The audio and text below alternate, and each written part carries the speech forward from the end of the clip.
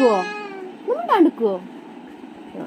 അപ്പോൾ ഫസ്റ്റ് നമ്മൾ ആ ചട്ട എടുത്തിട്ട് അതിൻ്റെ സൈഡ് ചുറ്റും നമ്മൾ പശ തേക്കണം. പശ തേച്ചിട്ട് ഞാൻ എവിടെ പരിപാടി അവതരിപ്പിച്ചാലും ഇതാണ് ഗൈസ് എൻ്റെ അവസ്ഥ.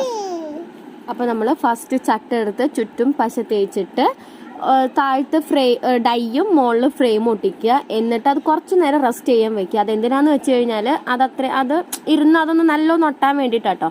എന്നിട്ട് കുറച്ച് നേരം കഴിഞ്ഞിട്ട് അപ്പുറത്തെ സൈഡും അതേപോലെ പശ തേക്കുക. താഴെ ഡൈയും മേലെ ഫ്രെയിം ഒട്ടിക്കുക. എന്നിട്ട് അത് റെസ്റ്റ് ചെയ്യാൻ മാറ്റി വയ്ക്കുക. അപ്പോൾ റെസ്റ്റ് ചെയ്യുന്ന സമയം കൊണ്ട് നമുക്ക് ബാക്കിയുള്ളതും കൂടി അതുപോലെ തന്നെ ഒട്ടിച്ചെടുക്കാം കേട്ടോ. സത്യം പറഞ്ഞാൽ നമ്മതൊരു 8-9 എൻ്റെ അറിവിലൊരു 8-9 വർഷമായിട്ടുണ്ടാവും ഉണ്ടാക്കാൻ തുടങ്ങിയിട്ട്. ഇപ്പം ഞാൻ ഉണ്ടാക്കാറില്ല. ബിഫോർ മാരേജ് ഞാൻ അമ്മയുടെ കൂടെ ഹെൽപ്പ് ചെയ്യുമായിരുന്നു. അപ്പോൾ ഹെൽപ്പ് ചെയ്യണമെന്ന് വെച്ചാൽ അമ്മയ്ക്ക് കൈക്കൂലി തരും കേട്ടോ. വെറുതെ ഒന്നല്ല, കൈക്കൂലിക്ക് വേണ്ടി ഞാൻ ഉണ്ടാക്കി കൊടുക്കും. ഇപ്പോഴേക്ക് അത് കിട്ടാറില്ല, അതുകൊണ്ട് ഞാൻ ആ ഭാഗത്തേക്ക് നിൽക്കില്ല. അപ്പോൾ ഇത് വീഡിയോ എടുക്കണമല്ലോ,